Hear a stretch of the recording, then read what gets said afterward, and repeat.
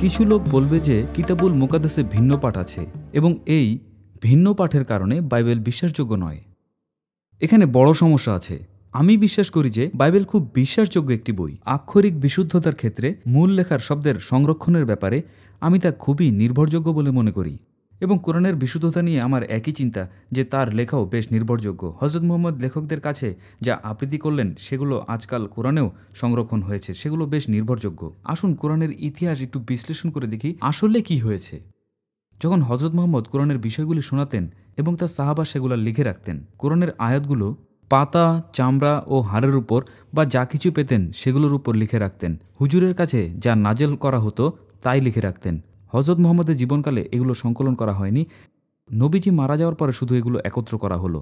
হযরত আবু বকর একটি দলকে এই সমস্ত লেখাগুলো সংকলন করে কুরআন শরীফ লিখে রাখার দায়িত্ব দিলেন।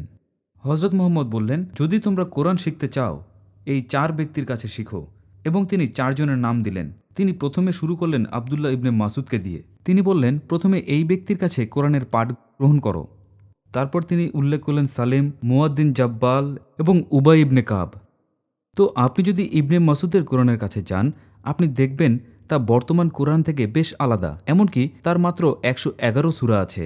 সূরাতুল ফাতিহাকে যুক্ত করা হয়নি, সূরাতুল ফালাককে যুক্ত করা হয়নি এবং সূরা নাসও যুক্ত করা হয়নি। 111 সূরা। মুহাম্মদ বলেছেন, এই ব্যক্তির নিকট থেকে কোরআনের পাঠ গ্রহণ করো, সেটা সহিহ বুখারীতে পাওয়া যায়। সূরা বাকারার প্রথম আয়াতে লেখা আছে, জালিকাল কিতাবু লা রাইবা ফি, এ সেই কিতাব যাতে কোনো সন্দেহ নেই।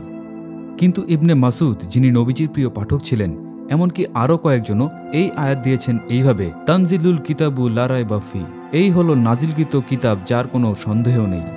সূরা বাকারার 198 আয়াতের শেষে ইবনে মাসুদ যোগ করেছেন ফি মুয়াসিমিল হজ, অর্থাৎ হজের মৌসুমে, যা বর্তমান কোরআনে নেই। তেমনিভাবে বর্তমান কোরআনে সূরা আল ইমরান 19 আয়াতের লেখা আছে, ইন্না দিনা ইনদা লাহিল ইসলাম, আল্লাহর নিকট গ্রহণযোগ্য দিন হচ্ছে ইসলাম। কিন্তু ইবন মাসুদের কোরআনে আল ইসলাম শব্দের পরিবর্তে ছিল আল হানিফিয়া। এই ধরনের অনেক অনেক ছোটখাটো ভিন্ন পাঠের উদাহরণ দেওয়া যায়। আসলে কোরআনের সবচেয়ে প্রাচীন মুজহাফগুলোর মধ্যে এই ধরনের অনেক ভিন্ন পাঠ রয়েছে।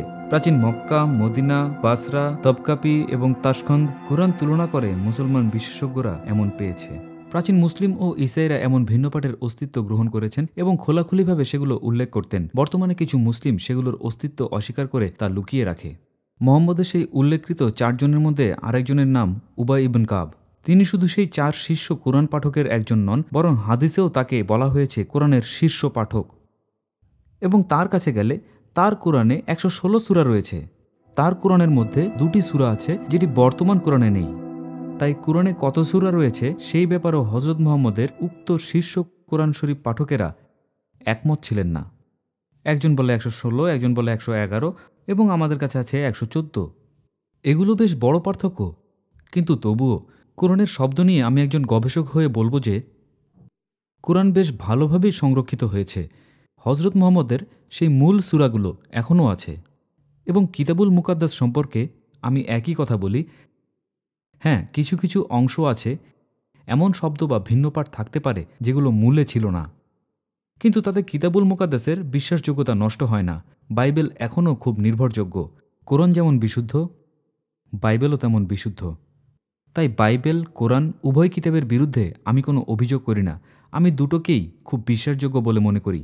কিন্তু ইঞ্জিলের বিরুদ্ধে এমন ধরনের অভিযোগ তুললে কোরআন শরীফের ক্ষেত্রে আরও কঠিন সমস্যা আছে এবং আমার মনে হয় সেখানে যাওয়া উচিত নয়।